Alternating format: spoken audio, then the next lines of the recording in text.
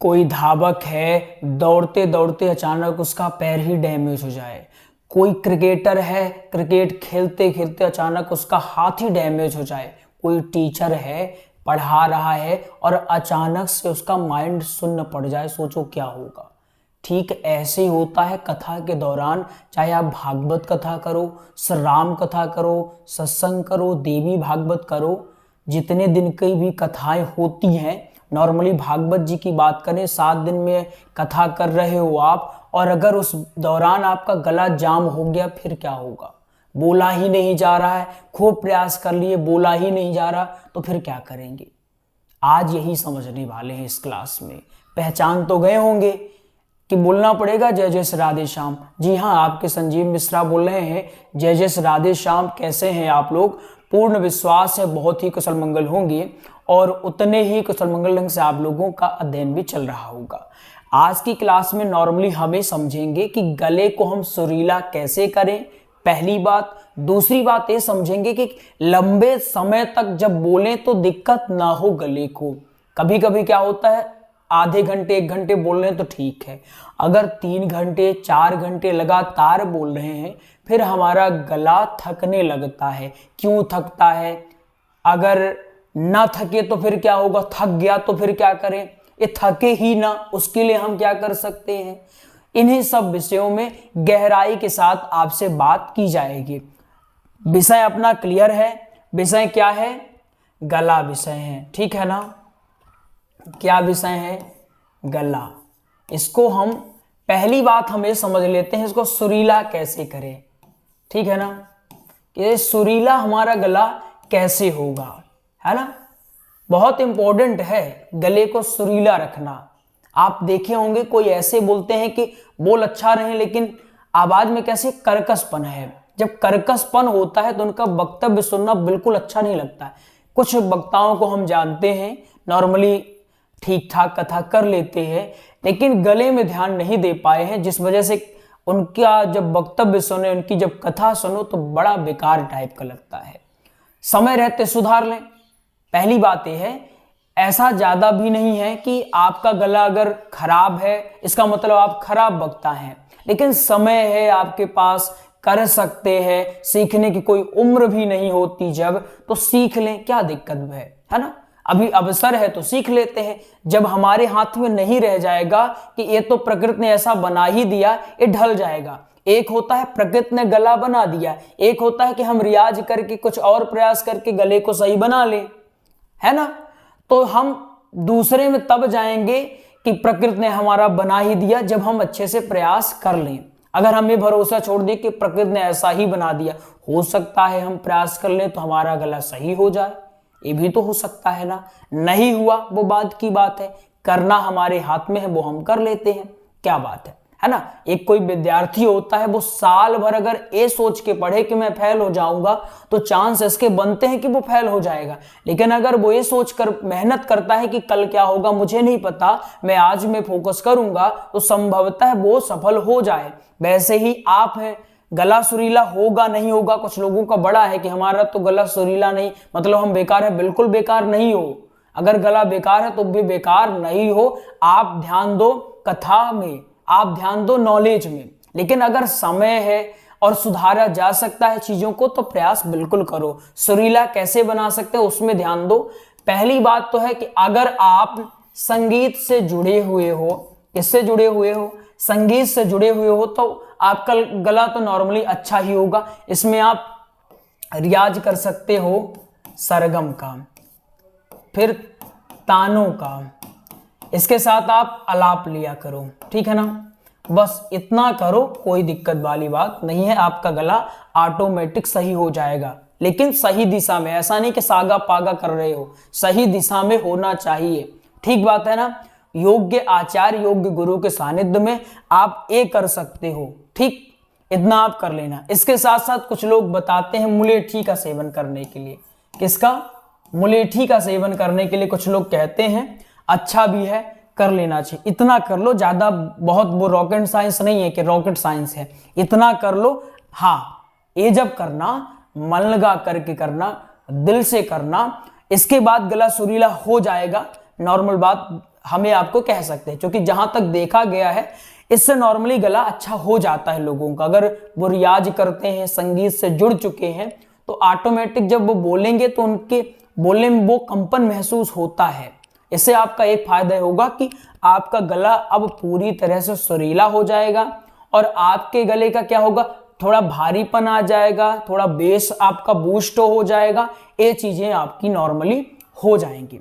ठीक, अब आता है कि आवाज का स्टेमिना कैसे बढ़ा सकते हैं, कि हम आधे घंटे बोलते हैं, थक जाते हैं, पहली बात। दूसरी बात क्या होता है कि हमारा गला बैठने लगता है। गला सुरीला वाली समझ में आएगी बात, कि गला सुरीला कैसे होगा। नॉर्मली इतना करना, इससे ज्यादा कुछ मत करना। जो कहें दवाई खा लो, बोलना आप ही खा लो और गले को सुरीला कर लो। पहले बोलना कि आप दवाई वो खाओ और सुरीला करके आओ, इतना कर लेना। होता है तो ठीक है, नहीं होता है तो प्रभु के भरोसे सिर्फ आप फोकस करना नॉलेज में, लेकिन इतना कर लेना। ऐसा मत हो जाना कि आपसे किसी ने कह दिया हाथों के लकीरों के हिसाब से आप अगले साल मरने वाले हो और आप आज से ही उसमें पड़ गए, करे हमारे हाथ में ये लिखा ही है, हमारे नसीब में यही है ना। तो ये बिल्कुल मत मान लिया करिए कि आपके नसीब में ही है कि गला खराब रहेगा ही। कुछ लोग गले खराब को हीन भावना से मानते हैं कि अरे हमारा तो गला खराब है। ऐसा नहीं है। कुछ वक्ता ऐसे भी हैं, अगर ऐसे वक्ता है कि गला उनका कर्कश लगता है, कुछ वक्ता ऐसे भी हैं गला नॉर्मली खराब है लेकिन उनकी वक्तव्य शैली ठीक ठाक है, टॉपिक जो भी लेते हैं तो अच्छा लेते हैं, इस वजह से उनको सुना जाता है और उनका सुनना अच्छा भी लगता है ना। मान लो एक व्यक्ति है, गला अच्छा है लेकिन बोल कैसा रहा है, उसका भाषण कैसा है, उसका भाषण बेकार है, उपद्रवी भाषण है, तो क्या सुनोगे? गला अच्छा है फिर भी सुनोगे क्या? बिल्कुल नहीं सुनोगे। लेकिन वही एक व्यक्ति कैसा है, गला खराब भी है लेकिन बोल बढ़िया रहा है, तो उसका सुन लोगे आप। आई बात समझ में? तो गला खराब होना कहीं से भी कोई अपराध नहीं है, हीन भावना वाली बात भी नहीं है, लेकिन लेकिन लेकिन समय है तो कर लीजिएगा। ठीक, समय है, बताने वाले आपके पास मिल भी गए तो समय रहते कर लेना अच्छी बात है। अब एक आप समझ ले कि सुरीला ऐसे होगा। अब सेकंड बात हमें समझ लेते हैं कि जो हमारा गला है तो ये 1 घंटे में ही थक जा रहा है। 1 घंटा बोलते हैं उसके बाद गला दर्द करने लगता है, इसके साथ ही साथ वो बैठने लगता है। गला बैठना मतलब समझ रहे हैं कि जैसे नॉर्मली आवाज अभी ऐसी है और ऐसे बोलते बोलते ऐसी हो जाए, वो हो गया बैठ गया, लगातार काम कर रहा है वो बैठ गया। ये होता इसलिए है क्योंकि आपकी पहले से क्या नहीं है, प्रैक्टिस नहीं है। अगर आपकी पहले से प्रैक्टिस हो जाए तो नॉर्मली ऐसा नहीं होगा। अब जैसे हम शुरू में जब पढ़ाना स्टार्ट किए तो जब 1 घंटे क्लास लें तो हमारा गला जैसे ही क्लास के बाद हमारा गला बैठ जाया करता था, ऐसा नॉर्मली हुआ करता था।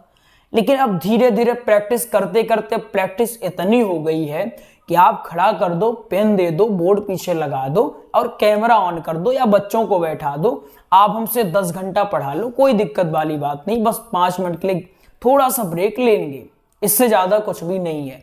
आदत पड़ गई है। ये हुआ कैसे?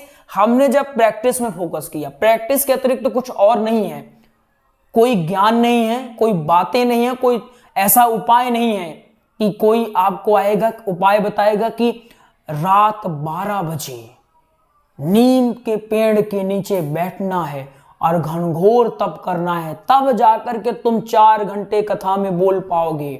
ऐसी बातों पर बिल्कुल विश्वास करने की आवश्यकता नहीं है और ऐसा कुछ भी होता नहीं है। होता कैसे है? प्रैक्टिस से। ये सिर्फ प्रैक्टिस से बढ़ेगा। तो प्रैक्टिस कथा में नहीं करना है, समझ लो।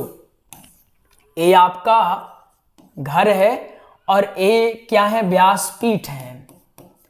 ठीक, तो जो भी आपको प्रैक्टिस करनी है यहां पर करनी है, यहां पर प्रैक्टिस नहीं करनी है, यहां पर आपको प्रस्तुति करनी है। ठीक, यहां पर अब क्या करना है? यहां पर आपको अभ्यास और यहां पर प्रस्तुत, ठीक, या प्रस्तुतिकरण। बात समझ में आ रही है? अभ्यास यहां होगा, प्रस्तुत यहां करेंगे। लेकिन नॉर्मली क्या होता है, जिनका गला बैठता है वो अभ्यास यहां तो कुछ करते ही नहीं, यहां से बस वो जुगाड़ करते हैं कि हमको कहीं ना कहीं से कथा मिल जाए और हम सीधे कथा करके आए। कथा मिलना रॉकेट साइंस नहीं है, उसके बाद आप क्या करते हो वो रॉकेट साइंस है। ठीक, तो आपको अभ्यास यहां करना है, यहां नहीं करना। जो गला बैठने वाली शिकायत लेकर आ रहे हैं, इसका मतलब यही होगा कि आपने घर में अभी तक कोई अच्छी खासी प्रैक्टिस नहीं की होगी। अब प्रैक्टिस करना शुरू कर दो, विश्वास मानो आपको कोई दिक्कत नहीं होगी। स्टेमिना बढ़ाने का पहली बात यह है कि आप अब से प्रैक्टिस घर में इधर करो, व्यासपीठ में बाद में करना, ठीक है ना। और ऐसा नहीं कि कथा आपको नहीं मिल रही है तो आप सोचो कि जब कथा मिलेगी उससे 10 दिन 15 दिन पहले से प्रैक्टिस करेंगे। बिल्कुल ऐसे सोचने की आवश्यकता नहीं है। एक दुकानदार है, दुकान खोलता है तो ये नहीं सोचता जब ग्राहक आएगा तो मैं अपना शटर ऊंचे कर दूंगा। क्या ऐसा सोचता है? बिल्कुल नहीं सोचता। हलवाई है, जलेबी अगर सोचे कि ग्राहक जैसे ही आएगा मैं शुरू करूंगा बनाना, तो क्या बन पाएगी? उससे पीछे वो प्रोसेस पूरा का पूरा प्रोसेस करता होगा कि रात में क्या करना है, फिर क्या क्या बनाना है, कैसे क्या करना है, फिर सुबह सुबह सबसे पहले जग करके तैयार कर देता होगा, फिर ग्राहक आके ले जाता होगा। तो आप ये बिल्कुल मत सोचो कि जब कथा होगी तब करेंगे। है तो छोटी बातें, लेकिन कहते हैं ना, देखने में छोटे लगे और घाव करें गंभीर। अगर मान लो आपको ये बात पता ना हो, कथा करने जाओ, है ऐसे लोग, है ना, बहुत ऐसे लोग हैं। और दिक्कत वाली बात यह है कि कुछ कुछ ऐसे दुष्ट होते हैं, उनको पता है कि ऐसे कर लेना चाहिए, उस फील्ड से जुड़े भी हैं, लेकिन उनसे कोई पूछने आया ना, बताते नहीं। इसीलिए तो हमको छोटी बातें बतानी पड़ती है। एक बच्चे ने हमसे कहा, गुरुजी हम कथा करने जा रहे थे, हमको पहली कथा मिली, हमारे पड़ोस में एक और थे भागवताचार्य, उनके पास हम गए तो हमने उनसे पूछा कुछ बता दीजिए, कुछ टिप्स देना चाहिए क्या कैसे। बोले अरे कुछ नहीं, माइक पकड़ो, बोलना शुरू करो, सब अच्छा ही है। अब वो बेचारा गया वहां, अब माइक पकड़ो सब अच्छा ही है, मतलब कह दिए, अब समझ जाओ। अब वो कॉन्फिडेंस में आ गया, अरे सब अच्छा ही होता होगा, सब ऐसे हो गया। तो वो जब गया तो बड़ी दिक्कत उसको हुई, फिर हमसे कांटेक्ट में आया, जुड़ा, धीरे धीरे क्लासेस देखी, तब जाके समझ में आया। तो आज समस्या यह है कि कोई बताना ही नहीं चाहता, सोचते हैं अगर बता दिए तो ये भी अगर बन गया तो फिर क्या होगा, बताना ही नहीं चाहते। मुद्दा ये है, आपको पता चल गया है तो अब क्या करना, घर में खूब प्रैक्टिस करना, उसके बाद जाकर के व्यासपीठ में बोलना। ठीक, ये बात समझ में आई, क्लियर है ना। कुछ कुछ डाउट अगर आपको और भी हैं आप सीधे कमेंट कर सकते हो। आपको नोट्स की अगर जानकारी दे दें तो हमारे पास 3 कथाओं के नोट्स हैं। एक है भागवत कथा, इसके बारे में आपको बताएं, ये 489 रुपए का है, एक 1389 रुपए का है और एक है 2200 रुपए का। शानदार नोट्स देखिए, 2200 रुपए वाला है, इसको आप प्राप्त कर सकते हैं। अब सोचो 2200 रुपए में आपको घर पर उपलब्ध कर दिया जाता है बिना आप कोई खर्च के। देखो सिर्फ 2200 रुपए में आपको इस प्रकार का नोट्स मिलता है, पूरा बाइंडिंग करवा करके दिया जाता है, ऐसे बाइंडिंग रहती है इसके। अगर आप ये देखिए, ये शानदार क्वालिटी में रहता है, शानदार, बहुत ही शानदार एचडी क्वालिटी में, पूरा 7 दिन का अलग। ऐसे मत सोचना कि एक ही में सब कुछ रहता होगा ना, हमने 7 दिन के, जैसे भागवत कितने दिन के होते हैं, भागवत होती है 7 दिन के, तो हमने 7 दिन के अलग अलग नोट्स बनवाए हैं कि पहला नोट्स लेके जाओ, जैसे ये तीसरे दिन का है, ठीक है ना, ऐसे दूसरे दिन का, पहले दिन का, यह है 2200 रुपए। बाकी ये भी नोट्स है, 489 वाला आपको पीडीएफ में मिलेगा और हस्तलिखित है भाई साहब। इसके साथ साथ 1389 वाला है पीडीएफ में, लेकिन ये आपको टाइपिंग में मिल जाएगा। दूसरा नोट्स हमारा श्री राम कथा का नोट्स है, ठीक है ना। श्री राम कथा का नोट्स कैसे है, एक है 1449 रुपए का, ये आपको पीडीएफ में मिलेगा। उसके साथ साथ हस्तलिखित है, ये भी समझ लीजिएगा। घर पर मंगाना है इसको तो टाइपिंग में मिल जाएगा आपको 3800 रुपए में, ये आपको घर पर मिल जाएगा। इसके साथ एक और नोट्स है सत्संग का, किसका है, सत्संग का नोट्स है, ये आपको 441 रुपए में पीडीएफ मिलेगा, टाइपिंग में दे देंगे इसको, और 799 रुपए में घर पर आपको उपलब्ध करवा देंगे, पूरा प्रिंट करवा के, बाइंडिंग करवा के। प्राप्त करने के लिए आपके स्क्रीन पर नंबर दिया होगा, उसमें कॉल करिएगा या सीधे मैसेज कर लीजिएगा, ठीक है ना।